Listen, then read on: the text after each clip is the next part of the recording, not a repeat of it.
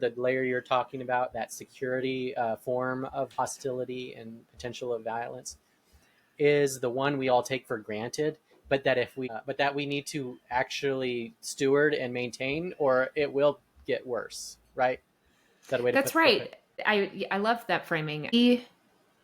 If you go back to the anecdote that's ascribed to Benjamin Franklin, and nobody quite knows if it's true, but what kind of form of government did you decide upon, Mr. Franklin? And he says, a republic if you can keep it.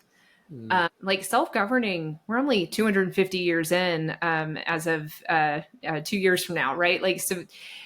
We are still demonstrating the weaknesses of this, Yeah. and part of that is in self-governing. There's freedom of speech, there's freedom of ideas. One of the big challenges from a counterterrorism perspective, if you are a U.S. official, is that we have way more restrictions on what we can do to combat terrorism domestically than our counterparts in other parts of the globe.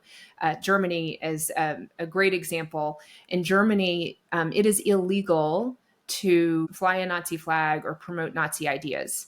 If you do that in the United States, that's protected First Amendment right to do. Now, you can't then go and try to, explode a bomb or hurt people with that ideology, but you can hold those ideologies. And so it places more of a burden on society to kind of push back against evil ideology because the government can't. It becomes the responsibility of churches and just parents raising kids and any other form of local institutions to say these are the values that we hold important: tolerance and listening to people, and disagreeing peaceably or being curious. These are all good virtues and values we want to encourage in our society.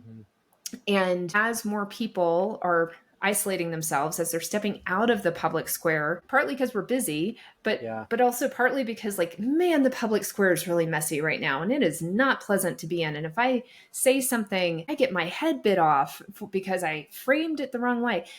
Because the majority, we call them the exhausted majority of the country, are this is too hard. When they step out, there's nobody stepping up for those virtues and values and character that is absolutely essential for this whole construct of a republic to work. So the danger is not just we have more people who are cognitively open to committing violence to achieve their aims. The danger is that the fact that we are at that point, that tells me we have so many people that have stepped out of the public square, so many people that are not fighting for those values and virtues. And I don't mean the 10 Commandments, though. Hey, that's good too. Let's talk about that. But I just mean tolerance. It's okay for somebody to have a different opinion than you, and that doesn't make them evil.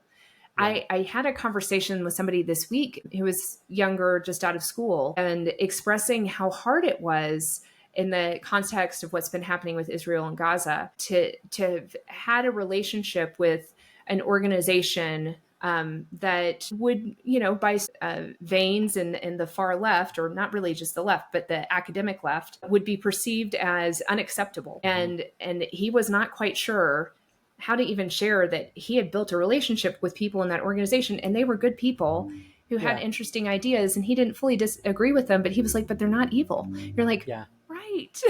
They're just human beings, and they see the world differently. When we do this zero-sum, us-them binary, you're either all with me or you are my enemy, we end up in a very dangerous space. And so we need rational people to kind of step back into that public square. I even say in my book, I don't think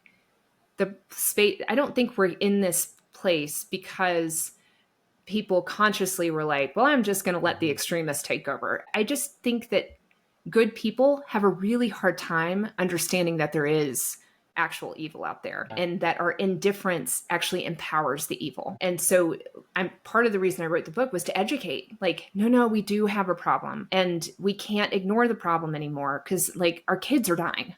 Our young men are getting recruited into this. It is really devastating what is happening to our youth in particular.